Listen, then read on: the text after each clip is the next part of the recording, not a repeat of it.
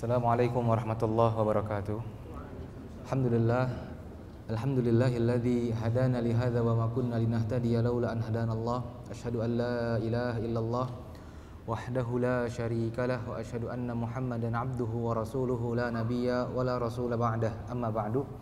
Jamaah yang dirahmati oleh Allah Subhanahu wa taala, alhamdulillah pada siang hari ini Allah Subhanahu wa taala memberikan kita nikmat berupa taufik, di mana Allah Subhanahu wa taala menggerakkan hati dan raga kita untuk duduk beberapa menit mendengarkan ayat dan hadis-hadis Nabi Muhammad sallallahu alaihi wasallam. Jamaah yang dirahmati oleh Allah Subhanahu wa taala, pernahkah terpikir oleh kita mengapa Allah Subhanahu wa taala menciptakan hawa nafsu? Lantas ketika kita tahu bahwasannya Allah Subhanahu wa taala menciptakan hawa nafsu, apa hikmah dari diciptakannya hawa nafsu? Bukankah hawa nafsu yang sering dicela oleh Allah Subhanahu wa taala? Bukankah hawa nafsu yang memang menjadi penyebab kebanyakan manusia terpeleset sehingga membangkang, sehingga melanggar perintah-perintah Allah Subhanahu wa taala? Lantas apakah orang yang benar yaitu orang-orang yang tidak memiliki hawa nafsu, atau bagaimana? Maka jamaah yang dirahmati oleh Allah, insyaallah pada beberapa menit ke depan kita akan membahas tentang hawa nafsu, kecondongan jiwa. Karena hawa yahwi dalam bahasa Arab bermakna condong, jatuh, berbelok.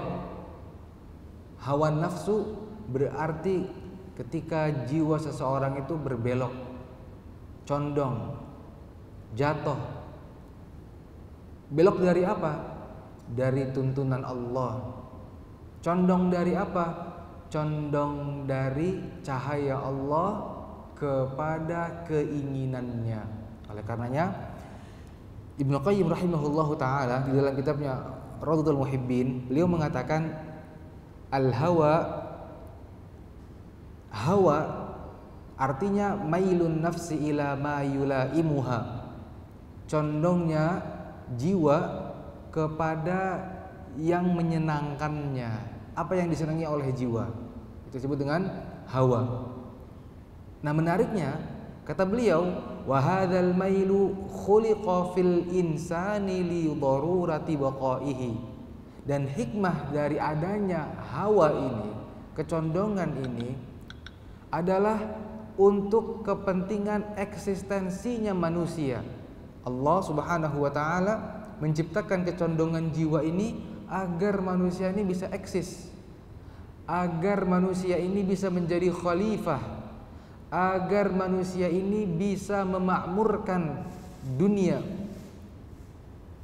Lihat kata beliau, fa innahu laula mailuhu ilal mat'am wal mashrabi wal mankah ma akala wa ma syariba wa ma nakah. Kalau bukan karena kecondongan jiwa ini kepada makanan dan minuman dan pernikahan, ketertarikan kepada lawan jenis, maka niscaya tidak ada manusia yang makan, tidak ada manusia yang minum, dan tidak akan ada generasi penerus. Gak butuh nikah, gak condong dia, sudah, gak ada penerusnya, gak ada anak-anaknya. Karena hikmah tersebut Allah Subhanahu wa taala buat jiwa ini condong kepada makanan, suka makanan, condong kepada minuman, suka kepada minuman, condong kepada lawan jenis, butuh dia kepada pasangan. Dengannya Allah Subhanahu wa taala menggerakkan kehidupan. Dengannya Allah Subhanahu wa taala meneruskan keturunan manusia. Jelas jemaah?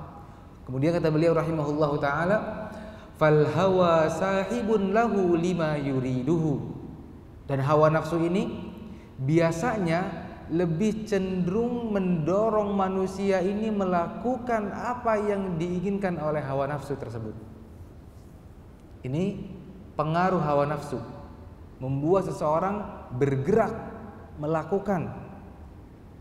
Lihat, pengen makan, bergerak dia, keluar, ambil kunci, berangkat ke tempat kerja. Yang pedagang ambil barang dagangan. Yang tadinya dia diem, dia harus bicara, menjelaskan produknya. Yang tadinya malas keluar, bergerak, dia harus keluar. Ini apa?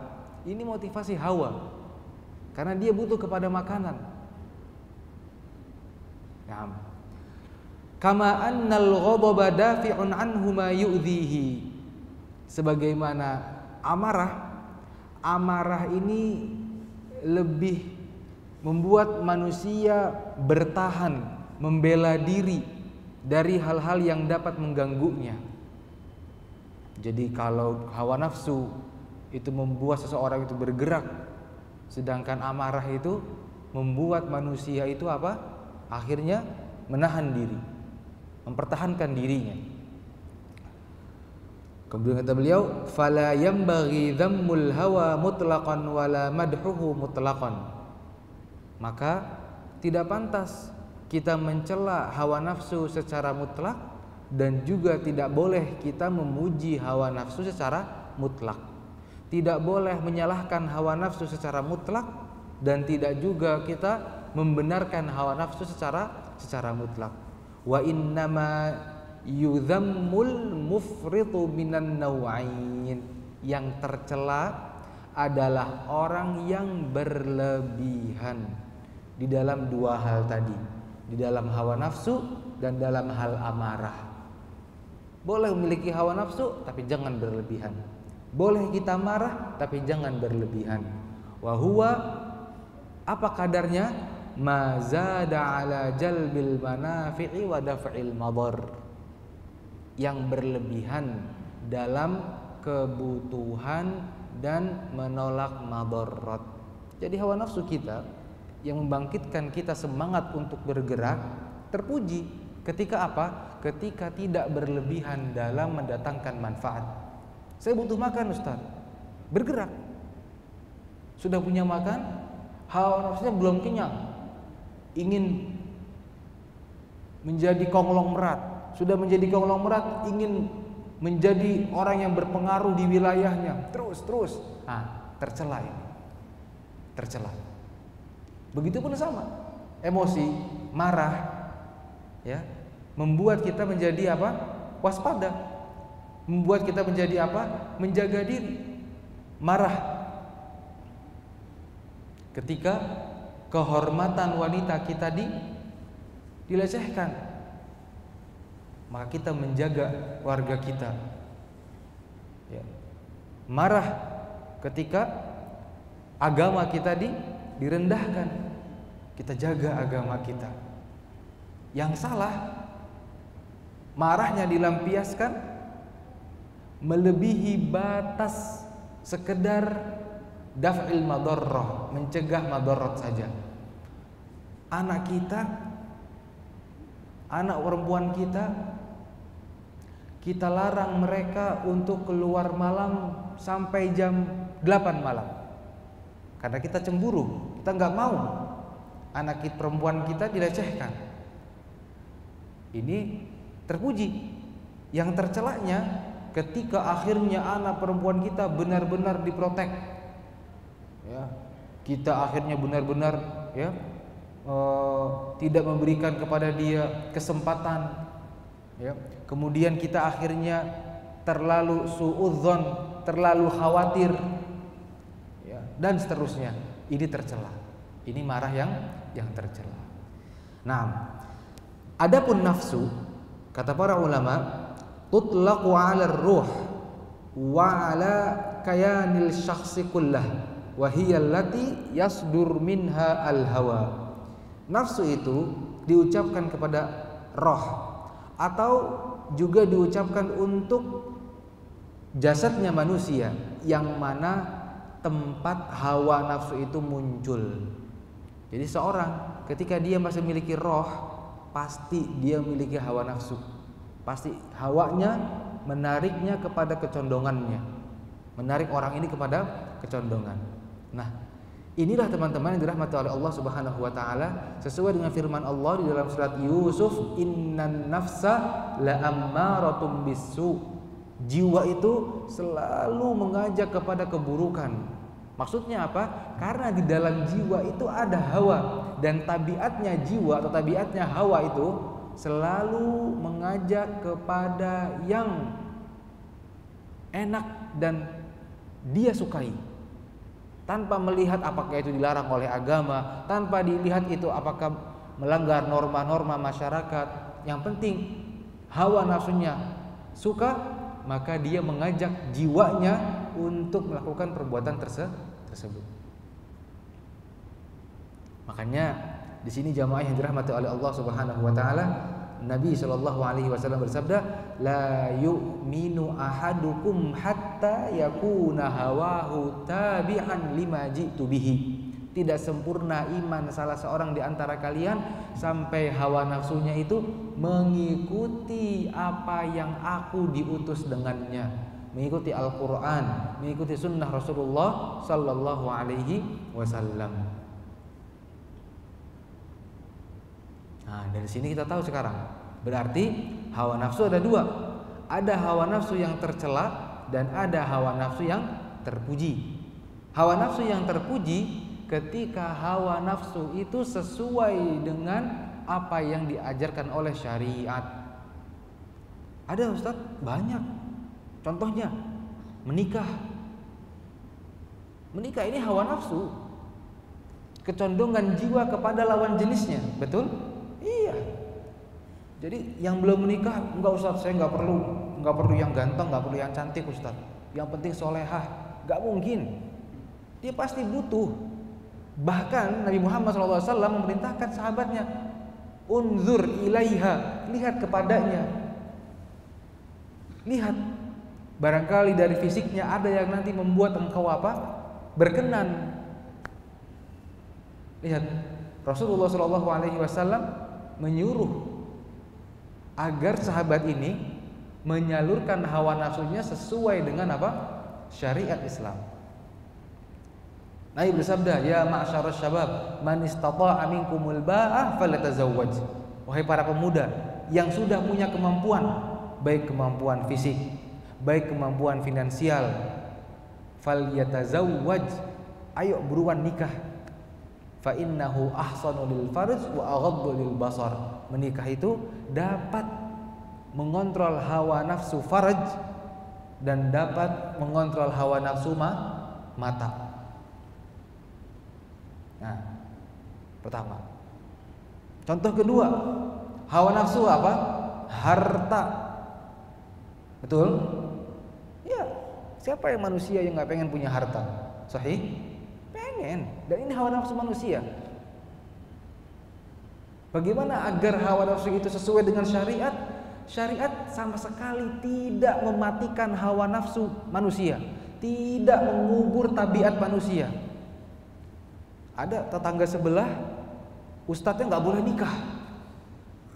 Nah, anak nggak sebut merek ya, antum paham lah ya, betul? Ustadznya nggak boleh nikah. Syariat kita, ustadznya monggo boleh nikah karena manusia. Dan di dalam diri manusia itu ada hawa, kecondongan. Sekarang kalau memang Anda seorang muslim, seorang mukmin, Islam tidak memerintahkan kalian menjadi malaikat lah. Kalau malaikat gak punya hawa nafsu, jelas, betul? Manusia punya hawa nafsu.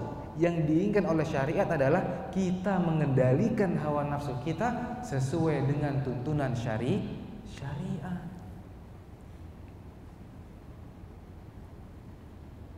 Ada orang tua yang datang ke saya, Ustaz, anak saya gak mau belajar agama. Gimana Ustaz? Gak mau mondok. Maunya apa Bu? Maunya bisnis. Jangan dilarang. Silakan nak, bisnis. Tapi coba, sudah paham belum fikih-fikih wirausaha? Apa yang dilarang oleh syariat? Apa yang dibolehkan? Bagaimana adab-adabnya? Belum mah. Sok, pelajari dulu. Nanti setelah kamu tahu, terjun, silahkan. Betul? Karena nggak semua manusia ya kuat menahan hasratnya jamaah. Dan syariat Allah Azza wa Jalla yang menciptakan kita ini paham. Makanya Allah Subhanahu wa Ta'ala tidak pernah melarang kita untuk memenuhi hasrat kita. Penuhi, tapi dengan cara yang benar. ingin punya harta, silakan. Apa larangannya? Nggak boleh riba. Stop. Wa ahallallahu al-bai'a. Kalau nggak boleh riba gimana ya Allah? Wa ahallallahu al-bai'a. Silahkan jual beli. Kamu beli ini 5.000, kamu jual ini 10.000, ada untung kan 5.000? Silahkan. Kamu beli ini 5.000, kamu jual 7.000, ada untung kan? Silahkan. Sudah terpenuhi hasratnya punya harta banyak, jangan lupa wa atuz zakah. Ayo yang wajib nih, tunaikan zakatnya, tunaikan zakatnya. Iya ya Allah. Sudah bisa mengeluarkan zakat, jangan lupa sedekah yang sunnahnya nih. Lihat, barangkali ada tetangga, kerabat, teman yang membutuhkan. Lihat, hasratnya apa? Disalurkan, tapi dengan cara yang benar. Dan ini selaras dengan tujuan penciptaan manusia. Apa kata Allah? Wa ma khalaqtul jinna wal insa illa liya'budun. Tidaklah aku ciptakan jin dan manusia kecuali untuk beribadah kepadaku. Dan makna ibadah tunduk dan patuh. Awas. Makna ibadah bukan berarti kita tidak punya hawa nafsu. Lah, kita punya hawa nafsu, tetapi hawa nafsu kita sesuaikan dengan syariatnya Allah Subhanahu wa ta'ala.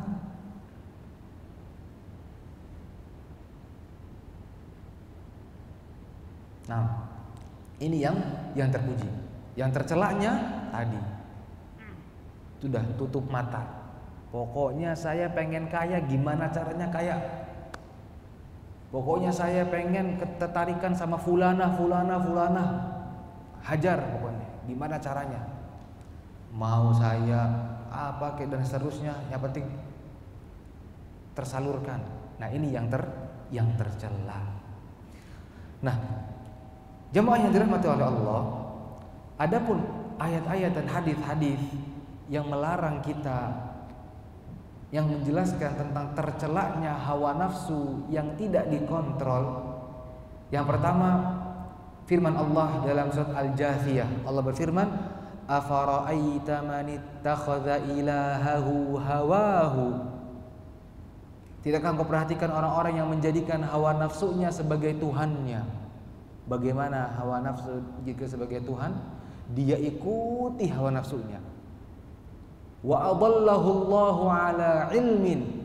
Allah sesatkan dia. Wa khatama ala sam'ihi wa qalbihi wa ja'ala ala basarihi ghishawa. Allah tutup pendengarannya, Allah tutup hatinya, Allah tutup penglihatannya. Maksudnya apa? Pendengarannya walaupun dibacakan ayat, diberikan nasihat, gak manfaat. Walaupun matanya melihat kebesaran Allah, walaupun matanya melihat tanda-tanda Allah, gak bermanfaat. Hatinya mati.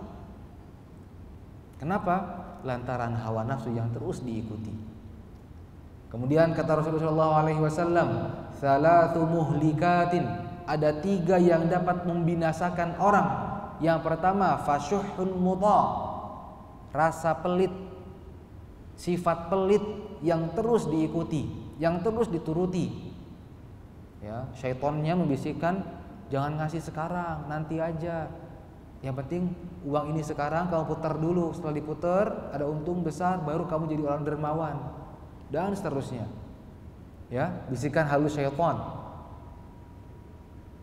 Nggak bisa menyuruh manusia untuk pelit ketika itu, dihiasi oleh syaitan agar pelit dengan angan-angan.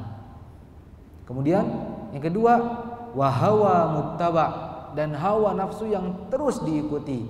Wa i'jabul mar'i bi nafsihi, dan seseorang bangga, terpesona, kagum dengan dirinya. Ini pelit. Siapa lagi? Hawa nafsu yang diikuti dan rasa kagum, bangga kepada diri sendiri. Kemudian Allah berfirman dalam surat Al-An'am ayat 119, wa inna katsiran la yudhilluna bi ahwaihim bighairi ilm. Dan banyak orang yang tersesat itu karena mereka mengikuti hawa nafsu tanpa ilmu. Dan banyak orang tersesat itu mengikuti hawa nafsu tanpa ilmu. Hawa nafsu itu ada 2. Ada 2 macamnya. Yang pertama syubhat, Yang kedua, syahwat. Yang pertama syubhat, kerancuan, rancu dalam pemikiran, dalam keyakinan, dalam konsep beragama ataupun konsep kehidupan, rancu, rusak. Nah, biasanya kerusakan ini karena mengikuti hawa nafsu. Karena mengikuti hawa nafsu. Akhirnya apa? Mata, penglihatannya, pendengarannya, hatinya nggak berfungsi. Sehingga akhirnya apa? Hawa nafsunya yang berbicara. Betul? Betul jemaah? Coba kerusakan dalam masalah pola pikir. Gak perlu yang berbicara ayat, gak perlu yang berbicara hadis, logika manusia saja. Ada ayam nikah, ayam jantan menikah dengan ayam jantan lagi? Ada. Tadinya saya mau nyebut hewan yang lain, tapi terlalu kasar sepertinya. Ayam saja tahu ayam jantan suka dengan ayam betina. Tapi ada manusia yang justru berusaha membenarkan suka kepada sesama jenis. Akhirnya berdalihkan meminta untuk diperlakukan sama. Kalau ingin diperlakukan sama, seharusnya mengikuti kebanyakan manusia. Fitrahnya manusia memiliki ketertarikan dengan lawan jenis. Tapi kenapa? Wa inna katsiran la yudilluna bi ahwaihim bighairi ilm. Jadi nanti kita bahas ada poin di antara sebab kita terus membiarkan jiwa kita ini mengikuti hawa nafsu yang tercela, ini nanti akan membuat kerusakan baik di pola pikir kita, baik di kejiwaan kita atau di hati kita. Ini kan begini awalnya. Suka sama dengan sama jenis, dibiarkan, akhirnya enggak. Tapi seandainya ketika dia tahu ini enggak benar nih, kemudian yang muncul dari dirinya adalah semangat untuk mengobati, melawan hawa nafsunya, insya Allah enggak akan ada. Kan begitu kan? Ini satu contoh jemaah, rusak. Hawa nafsu ada dua, baik itu syubhat atau syahwat. Syahwat juga sama, butuh makan. Saya mau nanya teman-teman, orang ngerampok dengan dalih butuh makan, bisa dibenarkan nggak? Ada orang ngerampok dengan dalih saya butuh makan, benarkah perbuatan merampoknya? Benarkah? Tapi di sebagian masyarakat ini boleh. Oh, kamu butuh makan ya sudah, maklumlah kalau kamu ngerampok. Enggak bisa yang hak dan yang batil bercampur. Merampok batil. Betul. Butuh makan ini hawanya manusia, hawa nafsunya manusia. Tapi lihat bagaimana akhirnya nalarnya rusak, logikanya rusak karena terlalu sering mengikuti hawa nafsu. Itu yang ketiga. Yang keempat, Allah berfirman dalam Al-Qur'an surat Al-Qasas ayat 50, "Wa man adallu mimman ittaba'a hawahu bighairi hudan minallah." Dan siapa lagi yang lebih sesat daripada orang-orang yang mengikuti hawa nafsunya daripada mengikuti petunjuk dari Allah Subhanahu wa taala. Tuh, menguatkan yang sebelumnya. Berarti kalau kita mau genah, berarti kalau kita mau benar, mau lempeng, ikuti petunjuk dari Allah. Mengikuti hawa nafsu membuat kita semakin jauh tersesat. Yang kelima, Nabi SAW bersabda, "Inna mimma akhsha 'alaikum syahawatul ghayy fi butunikum wa furujikum wa mudillatul hawa." Yang paling aku takutkan dari kalian adalah syahwat-syahwat yang sering bengkokkan kalian, baik itu syahwat di perut ataupun syahwat di kemaluan, dan mudillatul hawa, dan hawa nafsu yang sering menyesatkan kalian. Syahwat dan kesesatan yang Nabi SAW takutkan kepada kita tadi, syahwat, syubhat, dua macam hawa nafsu. Yang keenam, Ali bin Abi Thalib radhiyallahu taala anhu berkata, apa kata beliau? Inna akhwafa ma akhafu alaikum ithnatan. Ada dua yang paling aku takuti atas kalian. Yang pertama apa? Tulul amal, panjangnya angan-angan. Ini kata Ali. Yang beliau takutkan panjangnya angan-angan. Terus wattiba'al hawa, dan aku takut kalian mengikuti hawa nafsu. Kenapa wahai Ali? Wa amma tulul amal fayunsil akhirah. Kenapa Ali takut kita panjang angan-angan? Karena orang yang panjang angan-angan takut akan akhirat. Betul? Yang paling banyak ke masjid aki-aki apa anak muda? Aki-aki, udah pendek angan-angannya. Jantungan, diabetes, kolesterol, udah. Iya, anak mudanya kemana jamaah? Oh, dengan panjangnya 1000 rencananya ya, seolah-olah hidup abadi di dunia ini. Azan nanti lagi meeting sama klien. Cari ilmu nanti aja, umroh nanti aja, umroh mah ibadahnya aki-aki katanya. Tobat nanti. Nah ini kata Ali, yang aku takutkan pada kalian dua, panjang angan-angan dan hawa nafsu yang diikuti. Kenapa takut panjang angan-angan? Karena panjang angan-angan ini banyak membuat orang ini lupa akhirat. Adapun hawa nafsu yang diikuti, fa ammat tiba'ul hawa fayasuddu 'anil haqq. Dan hawa nafsu yang diikuti ini banyak membuat orang terhalangi dari kebenaran. Tahu perbuatannya salah, tapi saya nggak kuat, saya nggak siap miskin. Udah deh, nggak apa-apa, bunuh aja dia. Yang penting diem. Kalau dia nggak dibunuh, gawat. Saya ntar yang salahin. Tahu dia salah jamaah, tapi hawa nafsunya diikuti. Fayasuddu 'anil haqq. Akhirnya membuat dia apa? Terhalangi dari kebenaran. Tahu ini yang benar, tapi kalau saya ambil ini, saya rugi. Dan ini jamaah yang diturunkan Allah Subhanahu wa taala yang menimpa kepada Abdullah bin Ubay, kepala orang munafik di kota Madinah. Abdullah bin Ubay ini orang kaya Madinah ketika itu. Dan di Madinah ini ada dua kubu yang saling berseteru, Aus dan Khazraj. Dua kubu besar yang saling bertengkar. Dan Abdullah bin Ubay ini digadang-gadang akan menjadi pemimpin untuk kedua kabilah ini yang bisa mendamaikan. Dilihat karena dia punya kedudukan, dilihat karena dia punya harta. Namun ternyata Allah berkata lain. Orang-orang Aus dan orang-orang Khazraj, sebagian dari mereka ada yang pergi haji, kemudian bertemu dengan sosok Muhammad sallallahu alaihi wasallam, kemudian dilihat ciri-cirinya, dilihat ajakannya, dakwahnya, ternyata ini yang paling sering disebut-sebut oleh ahlul kitab, oleh orang-orang Yahudi di Madinah. Ayo kita beriman kepada Muhammad ini sebelum orang-orang Yahudi beriman. Akhirnya utusan ini beriman kepada Rasulullah sallallahu alaihi wasallam.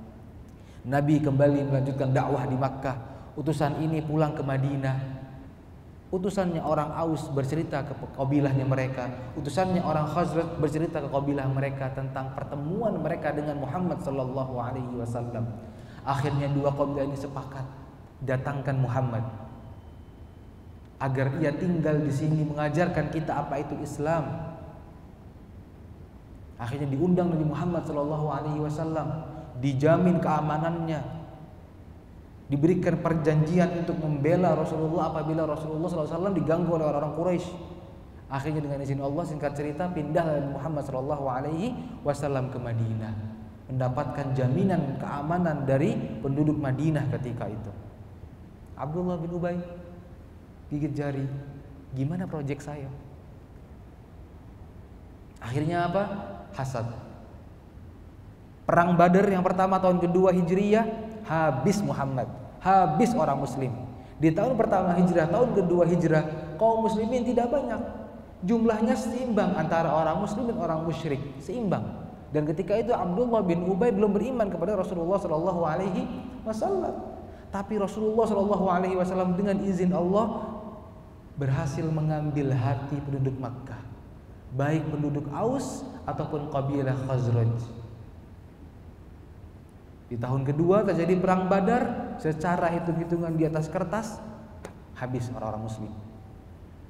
Ternyata Allah Subhanahu wa taala turunkan pertolongan, di situ bertambah marwah orang-orang muslim di kota Madinah, bertambah juga pemeluknya, termasuk Abdullah bin Ubay.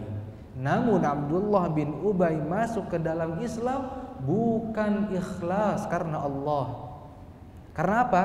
Karena dia takut diri dan hartanya. Kalau dia masih musyrik, terang-terangan musyrik, terancam dirinya, bisa dibunuh nanti dia.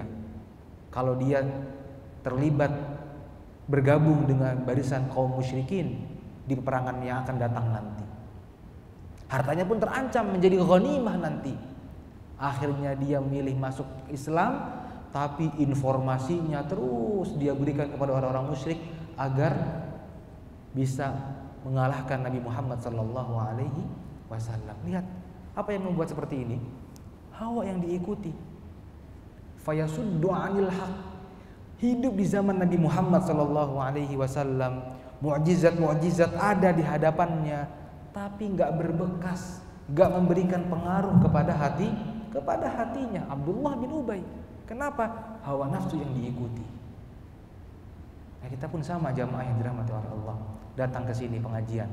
Apa ini? Niatnya apa? Apa karena hawa nafsu kah? Di luar panas Ustaz, di dalam adem ini enak. Wallah, pengajian ini enggak manfaat buat jamaah. Enggak akan ada bekas. Tapi kalau datang ke sini karena butuh kepada ilmu, saya ingin ada perubahan dalam kehidupan saya. Cuman model seperti apa yang harus saya pegang, yang harus saya tiru? Nah, datang ke pengajian mencari model hidup seperti apa sih yang harus saya jalani. Ini insya Allah bermanfaat. Ini makanya kata Ali, dua yang takuti: hawa yang diikuti dan panjang angan-angan. Kemudian kata Ibnu Abbas, ya, la tujalisu ashabal hawa fa innahum yumarridun. Hati-hati dengan orang-orang yang selalu mengikuti hawa nafsu. Kenapa? Karena biasanya mereka menularkan. Kata Muawiyah radhiyallahu taala anhu, al-muru'atu tarkul ladzah wa isyanul hawa. Yang membuat seseorang itu karismanya bertambah di hadapan orang lain, apa? Tarkul ladzah, meninggalkan kenikmatan dan menyelisihi hawa nafsu. Kata Muawiyah radhiyallahu taala anhu. Nah, terakhir kata Hasan Al-Basri, salah seorang tabi'in, ittahimu ahwa'akum wa ra'yakum ala dinillah. Kesampingkan hawa nafsu kalian dan pendapat kalian ketika berseberangan dengan agama Allah. Wantasahu kitaballahi ala anfusikum, dan taruh di urutan pertama kitab Allah, Al-Quran, di atas hati kalian. Artinya apapun itu yang berseberangan dengan Al-Quran, taruh urutan nanti. Pengen kaya, gimana caranya? Yuk ngepet. Oh, tapi ngepet haram, syirik. Ya sudah, nanti. Ini yang bilang syirik itu adalah Al-Quran, gak boleh. Gitu kan? Kesel sama orang, marah, udah kita bunuh aja dia. Tapi gak boleh dilakukan, haram membunuh orang. Oh, gak bisa, ya sudah. Nah, terus seperti itu. Ini jamaah yang dirahmati oleh Allah Subhanahu wa ta'ala. Kemudian berikutnya, apa sih yang membuat seseorang itu mengikuti hawa nafsu? Asbab ittiba'ul hawa. Yang pertama, ada dua sebab. Sebab internal dan sebab eksternal. Sebab internal ini kalau kita kumpulkan poinnya, dha'ful iman, lemahnya iman secara umum. Ini sebab internal. Secara spesifik, yang pertama al-jahlu, kebodohan.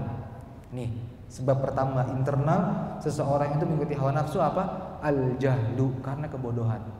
Bukan bodoh dia nggak bisa ngitung, bukan bodoh dia bukan sarjana, bukan. Tapi bodoh terhadap syariat Allah, bodoh terhadap ayat-ayat dan hadis-hadis Rasulullah Sallallahu Alaihi Wasallam. Apa kata Allah? Balittaba'al ladzina zalamu ahwa'ahum bighairi ilmin. Orang-orang zalim yang mengikuti hawa nafsu itu, mereka mengikuti hawa nafsunya karena tidak memiliki ilmu. Nah, itu yang pertama. Sebab yang pertama. Sebab yang kedua, nih, hasad. Apa? Hasad. Seseorang mengikuti hawa nafsu, sebabnya karena hasad. Dan ini sebab yang terbukti. Dan ini sebab yang terbukti disaksikan oleh sejarah. Orang-orang Yahudi, bukan mereka tidak tahu kebenaran Nabi Muhammad SAW. Kata Allah, alladzina atainahumul kitaba ya'rifunahu kama ya'rifuna abna'ahum. Orang-orang yang kami berikan Alkitab benar-benar tahu tentang sifat dan kebenarannya Muhammad sebagaimana mereka mengetahui anak-anak mereka. Apa sih yang menghalangi mereka kok tidak beriman kepada Nabi Muhammad? Hawa nafsu. Apa sebabnya hawa nafsunya? Hasad. Karena mereka iri. Kenapa kok Nabi yang diutus dari saudara samping? Ada yang tahu kenapa saya bilang saudara samping? Nah, ada yang tahu gak? Kenapa saudara samping? Nah, saya mau jawab antum. Hah? Orang Muslim? Bukan. Taib. Nabi Ibrahim alaihi salam punya istri 2 ya. Siapa? Sarah dan Hajar. Siti Sarah yang kita kenal, dari istri inilah lahir banyak para nabi. Ishak, Yakub, betul? Yusuf, Zakaria, Daud, Sulaiman, Musa. Terakhir siapa? Isa. Orang Yahudi berbangga. Nahnu abna'ullah. Nih, darah kami ini nih, kami ini anak-anaknya Allah. Kenapa? Ayah-ayah kami, kakek-kakek kami, para nabi dan rasul. Istri kedua Nabi Ibrahim siapa? Hajar, Siti Hajar. Siapa anaknya? Ismail. Setelah Ismail siapa? Gak tahu, gak dikenal. Jauh terus sampai akhirnya siapa yang keluar? Muhammad sallallahu alaihi wasallam. Kalau teman-teman belajar sejarah bangsa Arab, bangsa itu ada 3. Ada Arab Aribah, ada Arab Musta'ribah, terus yang ketiga Anda lupa. Arab Musta'ribah ini Arab yang ke Arab-Araban. Jadi bukan asli Arab.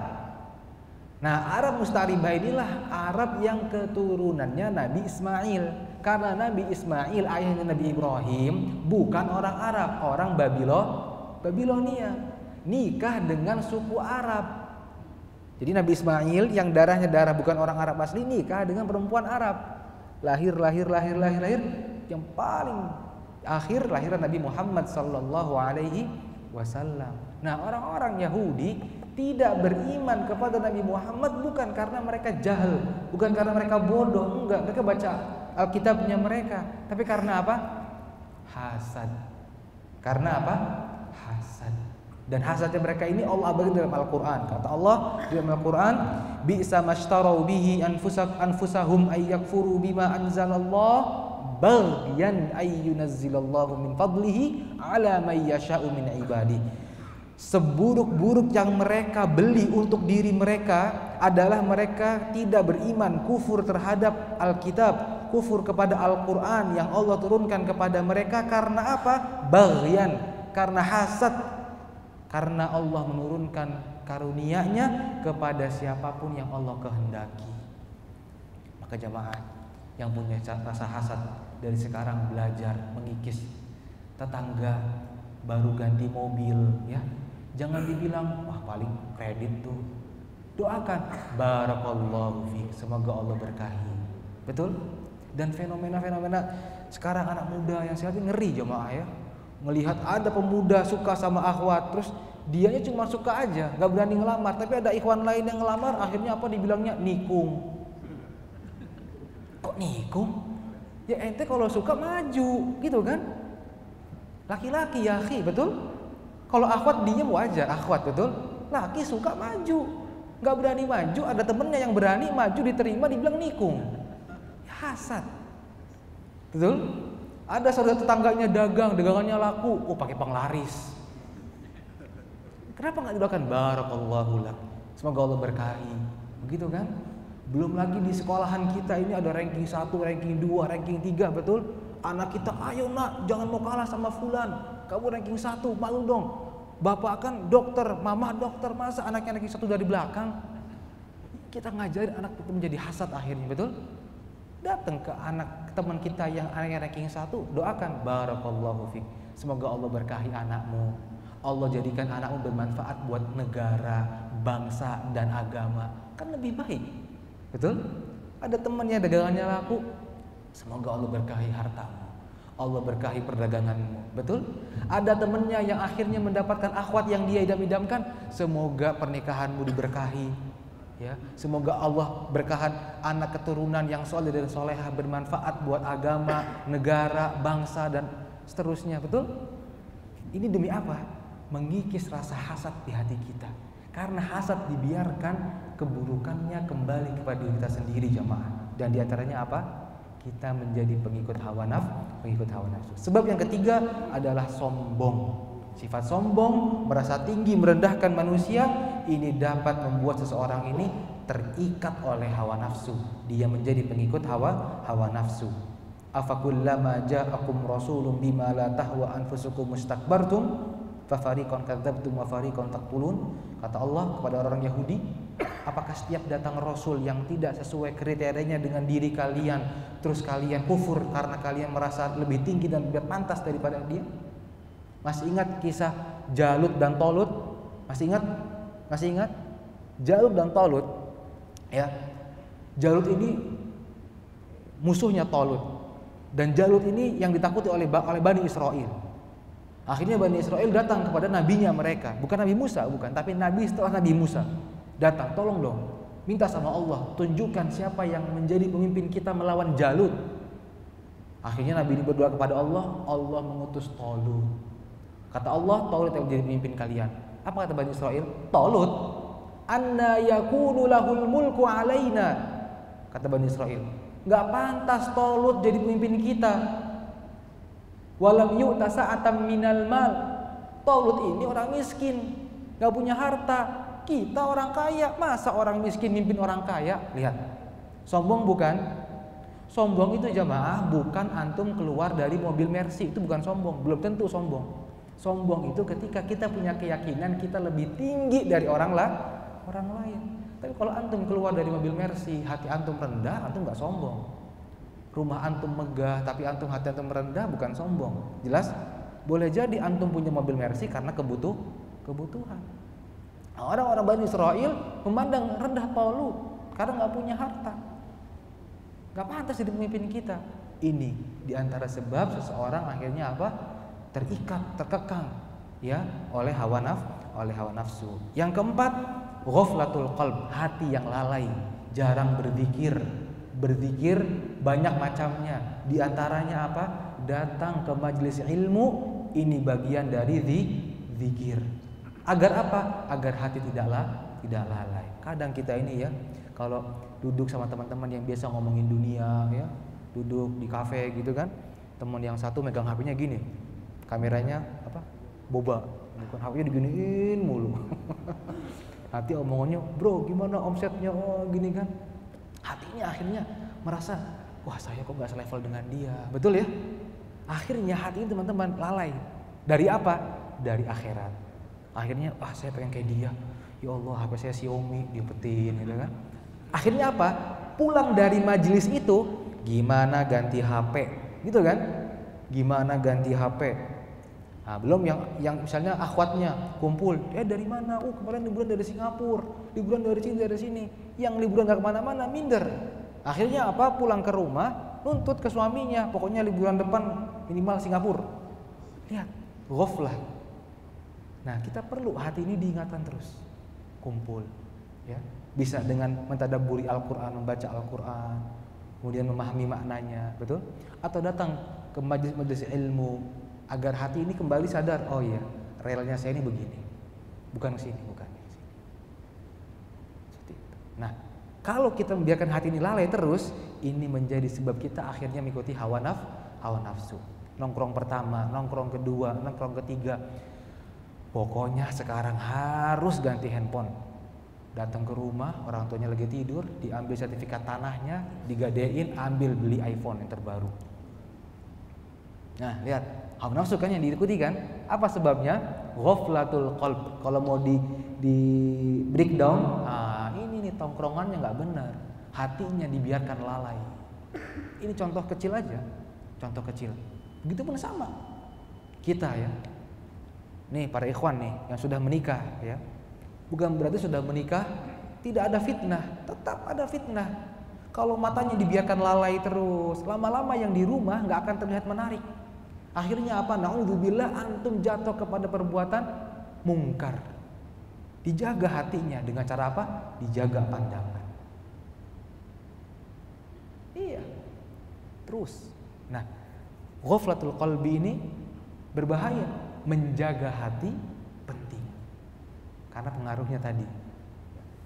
Nah, yang kelima sebabnya hubbud dunya, cinta kepada dunia. Udah, orang yang cinta kepada dunia rentan sekali dia mengikuti hawa nafsu. Yang keenam, i'jabun nafs. Merasa atau terperdaya dengan diri. Wah, saya kan keturunan ningrat nih. Saya nggak bisa kerja begini. Kerja saya minimal GM. Kalau saya jadi staff saya nggak bisa. Saya nggak bisa punya uang seperti ini. Dan seterusnya. Akhirnya apa? Terpaksa dia mengikuti hawa nafsunya dia. Itu yang sebab internal. Sebab eksternalnya yang paling utama adalah mujalasatu sayyi'ah, teman-teman yang buruk. Terakhir, teman-teman dirahmati oleh Allah Subhanahu wa taala, bekas buruk daripada kita mengikuti hawa nafsu yang paling besar adalah berpaling dari kebenaran. Ini yang paling besar dan ini berbahaya. Ini berbahaya. Kenapa? Ini karena berkaitan dengan kehidupan akhirat kita. Itu yang pertama. Yang kedua, rusaknya pikiran. Tadi yang saya bilang, rusaknya pikiran, rusaknya prinsip hidup, cara berpikir, nalar kita ini menjadi rusak. Kemudian berikutnya menjadi sebab perpecahan di antara kita. Dan yang keempat, ini yang paling penting, ini menjadi sebab turunnya azab dan hukuman dari Allah Subhanahu wa taala. Sebenarnya ada 10 jamaah, tapi saya rangkum 4. Ini yang paling besar dampak daripada kita mengikuti hawa nafsu. Kerusakan yang terjadi kalau kita perhatikan, benang merahnya karena mengikuti hawa nafsu. Orang nggak mau bayar hutang, betul? Apa? Hawa nafsu. Ya bukan berarti mungkin dia nggak bayar hutang karena keadaan, tapi ada orang yang nggak bayar hutang tapi dia Insta story-nya pelesiran mulu, WA story-nya makan-makan di restoran mulu, gitu kan? Apa? Kenapa dia nggak bayar hutang? Karena tadi hawa nafsu. Kerusakan terjadi ini benang merahnya hawa nafsu. Bapak tega ngebunuh anak tega mempolisikan orang tua. Apa ini kalau bukan hawa nafsu? Ini kerusakannya. Jelas jemaah? Jadi hawa nafsu ini adalah tabiat yang ada di setiap manusia, dan ini fitrahnya manusia. Dia bisa menjadi kawan ketika kita mengikatnya dengan syariat Allah. Dia bisa menjadi lawan kita apabila kita terus memberikannya makan. Seperti kita melihara buaya, singa. Ketika habis kita nggak bisa memberikan dia makan, dia yang makan kita nanti jamaah. Tapi kalau kita ikat dia dengan syariat Islam, dengan cahaya dari Allah Subhanahu wa taala, maka dia nanti akan menjadi apa? Menjadi sahabat dan teman kita yang membawa kita ke surganya Allah Subhanahu wa taala. Ini wallahu taala alam bisawab, teman-teman yang dapat saya sampaikan. Ada sesi pertanyaan, bagus? Tafadhol, silakan. Jika ada pertanyaan 1 atau 2 akan dijawab sesuai dengan kemampuan saya. Wallahu a'lam.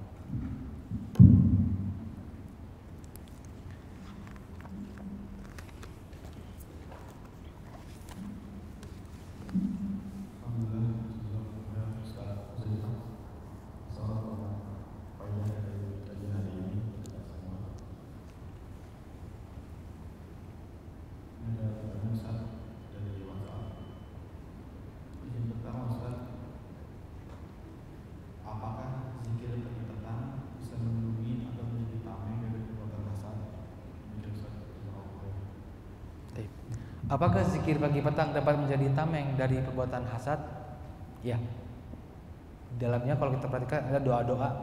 Kita minta dari Allah agar kita dilindungi dari keburukan-keburukan diri. Dan di antara keburukan diri adalah apa? Hasad.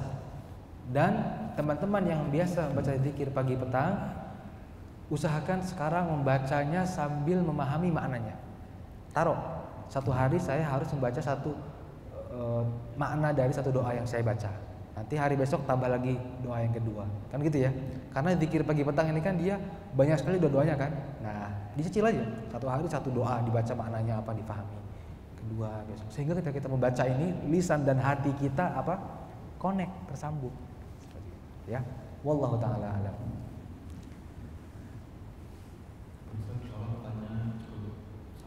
Alhamdulillah. Intinya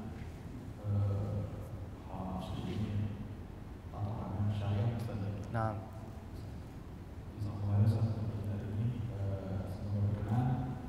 untuk pekan depan, insya Allah kita ketemu lagi Rabu dengan bahasan serupa Nabawiyyah bersama saya di Fasilasi. Mohon maaf apabila ada berkenan. Assalamualaikum warahmatullahi wabarakatuh. waalaikumsalam warahmatullahi wabarakatuh. Subhanallah.